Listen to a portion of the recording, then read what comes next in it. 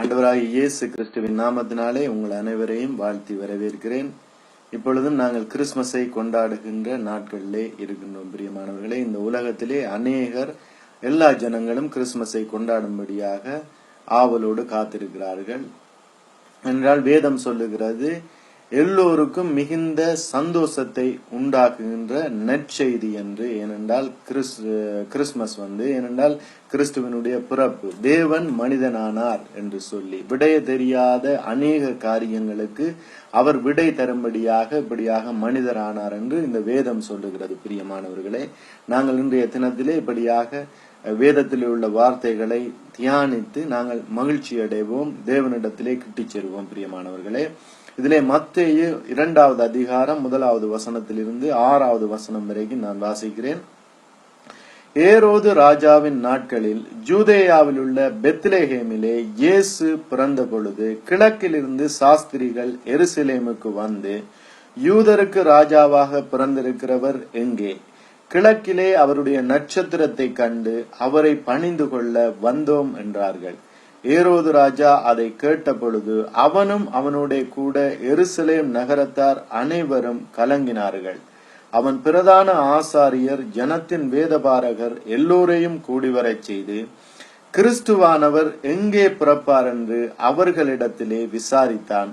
அதற்கு அவர்கள், யூதேயாவில் உள்ள பெத்லெஹேமிலே பிறப்பார். அதேனென்றால், யூதேயா தேசத்திலுள்ள பெத்லெஹேமே, யூதாவின் பிரபுக்களில் நீ சிறியதல்ல, என் ஜனமாகிய இஸ்ரவேலை ஆளும் பிரபு உன்னிடத்திலிருந்து புறப்படுவார் என்று தீர்க்கதரிசியினால் எழுதப்பட்டிருக்கிறது என்றார்கள்.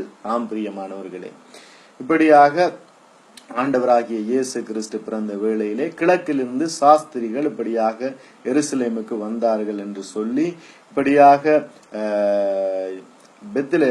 ஆண்டவராகிய இயேசு கிறிஸ்துவின் பிறப்பை குறித்து சொல்லப்படுகிறது. பிரியமானவர்களே, ஏனென்றால் ஆண்டவராகிய இயேசு கிறிஸ்துவின் பிறப்பு இப்படியாக இஸ்ரவேல் ஜனங்களுக்கு மட்டுமல்ல, அந்த தேசத்து ஜனங்களுக்கு மட்டுமல்ல, எல்லா ஜனத்துக்கும் உரியது என்கின்ற அந்த காரியம் எல்லா ஜனத்துக்கும் உரியது என்பதால் பிரியமானவர்களே, கிழக்கில் இருந்து தூர தேசத்தில் இருந்து அவர்கள் அந்த சாஸ்திரிகள் இஸ்ரவேல் ஜனமாக இதிலே வேதத்திலே சொல்லப்படவில்லை, கிழக்கில் இருந்து சாஸ்திரிகள் வந்தார்கள் என்றுதான் சொல்லப்படுகிறது.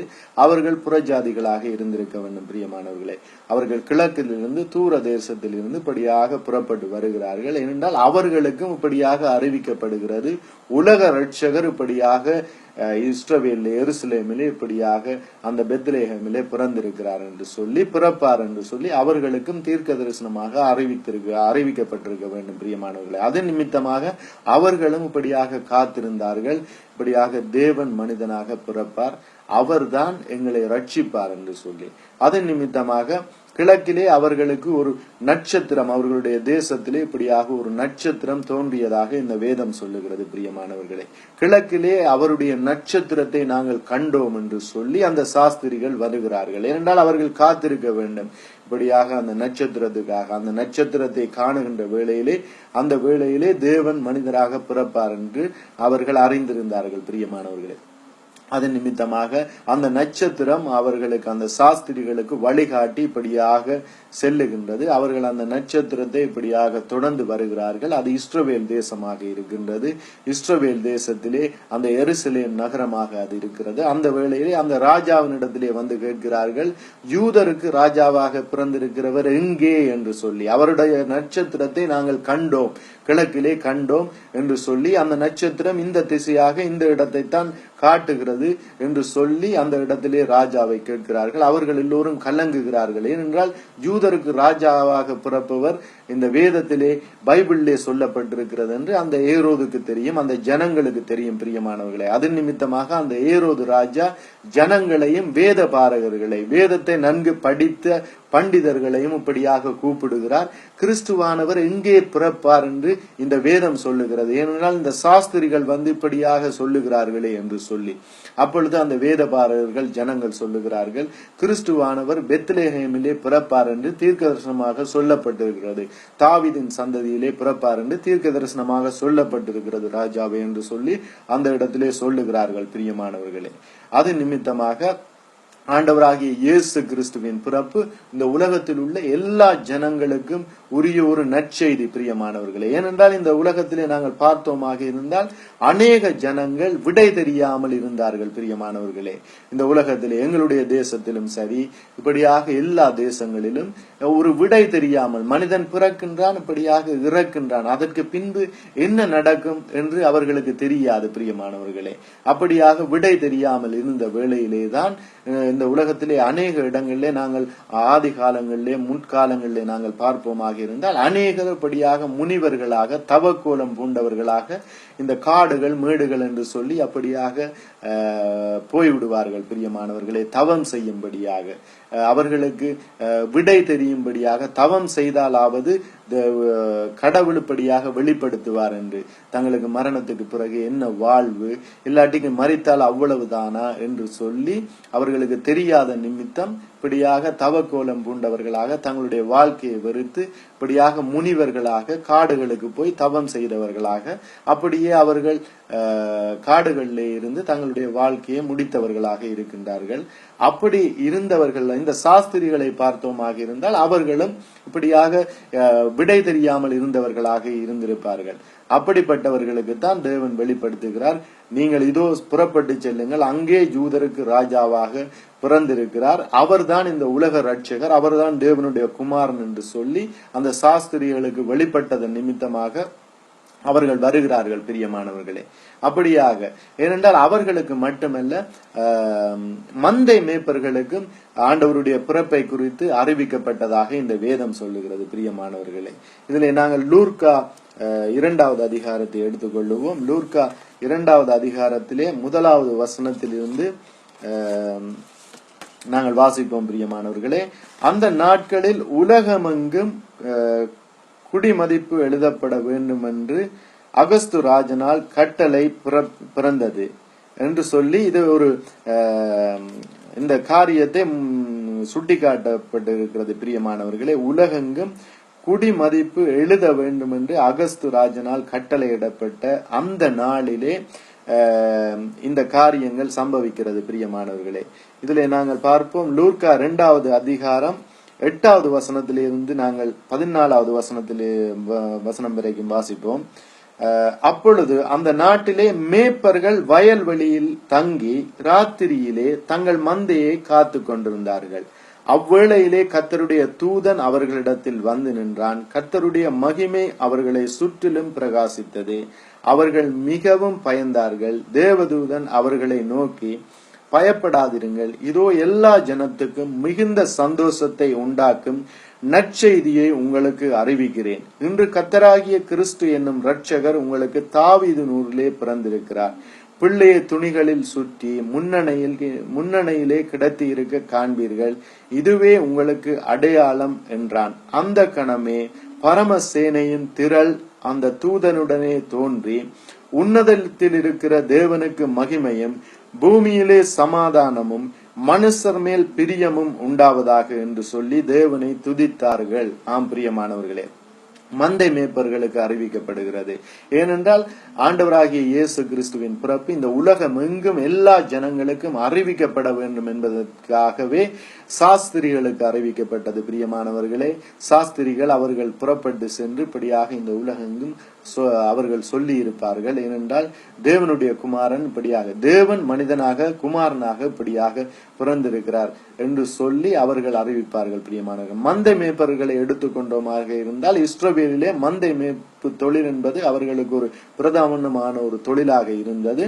அவர்கள் தேசமாக தங்களுடைய ஆடுகளை கொண்டு போய் இப்படியாக மேய்த்து நல்ல புல்லுள்ள இடங்களிலே மேய்த்து இப்படியாக நல்ல தண்ணீர் உள்ள இடங்களுக்கு கூட்டி சென்று அந்த ஆடுகளை மேய்ப்பவர்களாக இருந்தார்கள். அவர்கள் அநேக தேசங்களுக்கு செல்பவர்களாக இருந்தார்கள். அது நிமித்தமாக இந்த மந்தை மேய்ப்பர்களுக்கு ஒரு காரியம் தெரிந்தால் அதை பிரசித்தம் பண்ணுபவர்களாக, எல்லா தேசத்துக்கும் சொல்பவர்களாக, ஏனென்றால் அவர்கள் தேசம் விட்டு தேசம் போபவர்கள். அது நிமித்தமாக மந்தை மேய்ப்பர்களுக்கு அறிவிக்கப்பட்டது பிரியமானவர்களை, உலகெங்கும் இந்த நற்செய்தியை சொல்லுங்கள் என்று சொல்லி.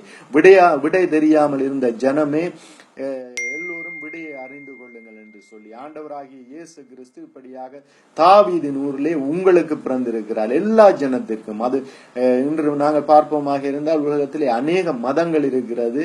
ஆனால் ஆண்டவராகிய இயேசு கிறிஸ்துவே உண்மையான தெய்வம் பிரியமானவர்களே. அவர் தேவனாக இருந்தார். வானத்தையும் பூமியையும் படைத்த கடவுள் இப்படியாக மனிதனாக ஒரு கன்னியின் வயிற்றிலே இப்படியாக உருவாகிறார் பிரியமானவர்களே. எங்களை எடுத்துக்கொண்டோமாக இருந்தால் எங்களுக்கு ஒரு தந்தை உண்டு.